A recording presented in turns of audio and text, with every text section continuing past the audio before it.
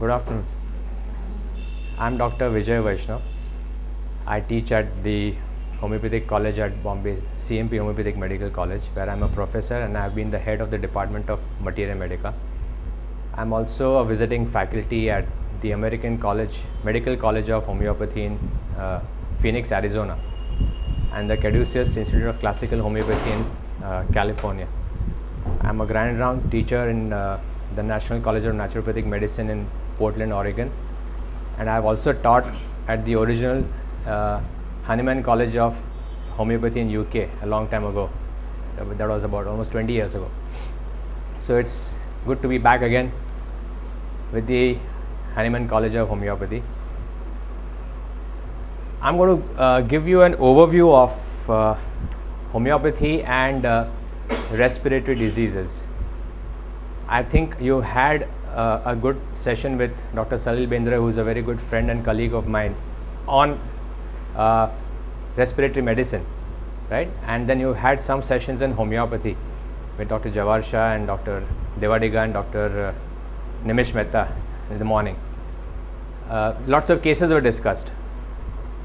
I will not dare to be wise. I'll dare to be different. I will not discuss too many cases. I'm going to talk more about clinical homeopathy. Why clinical homeopathy? I like to correlate homeopathy, materia medica, therapeutics with pathology and the clinical science. Try to understand how symptoms and signs are developing and what are the drugs that you could think of for it.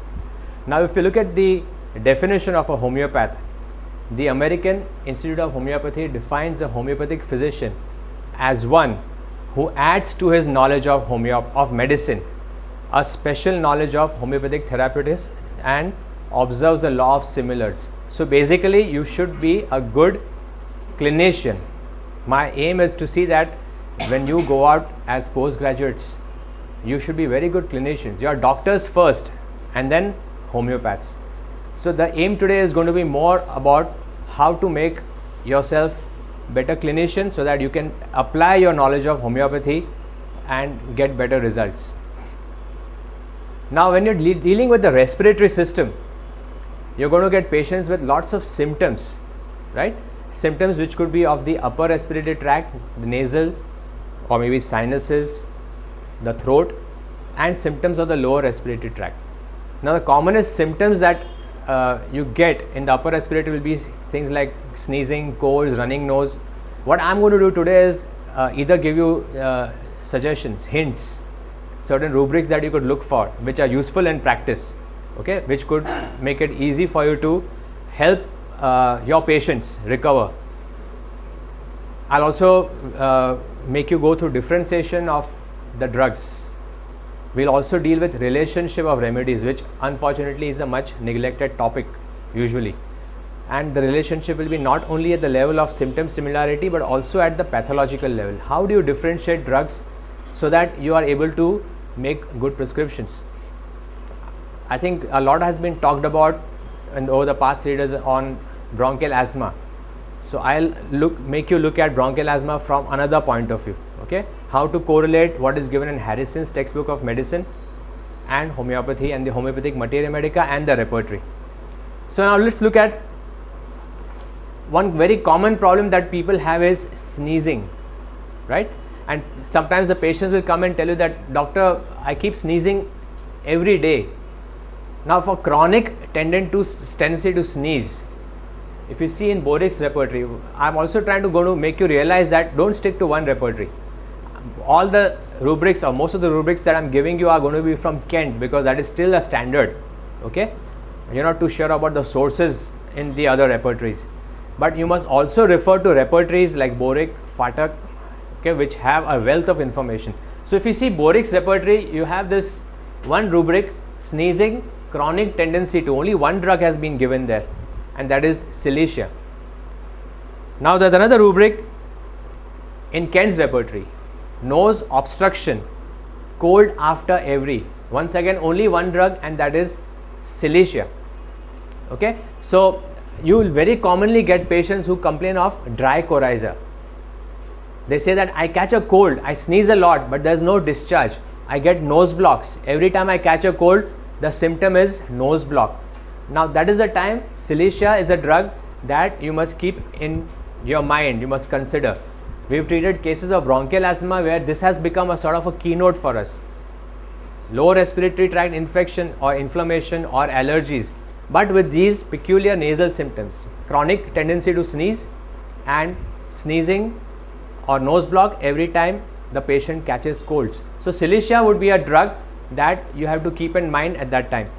Now, since we're talking about the upper respiratory and the nose, this season is, I think most of you are from Bombay, so you know the rains of Bombay are really bad.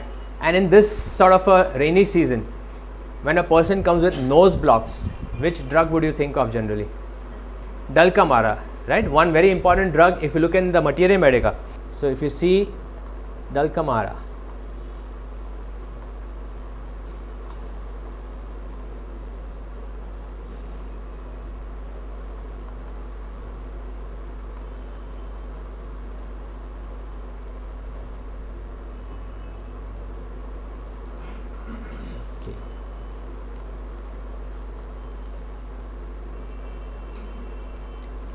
catarrhal rheumatism or skin is brought on by exposure to cold, damp weather or sudden changes in weather. Okay, if you look in Borix Materia Medica, you'll find stuffs up when there is a cold rain, nose blocks when there is a cold rain. Do you know of any other drug that we can think of? Sometimes we have very heavy rains.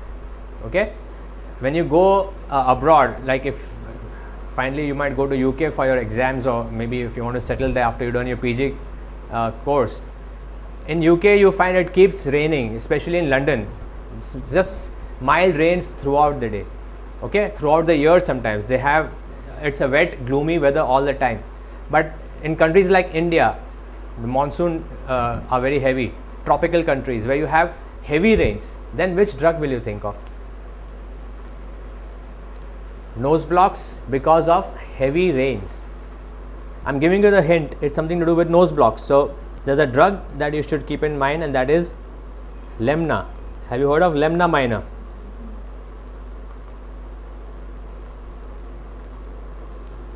Worse in damp rainy weather, especially heavy rains, and they have nasal polyps, they have atrophic rhinitis.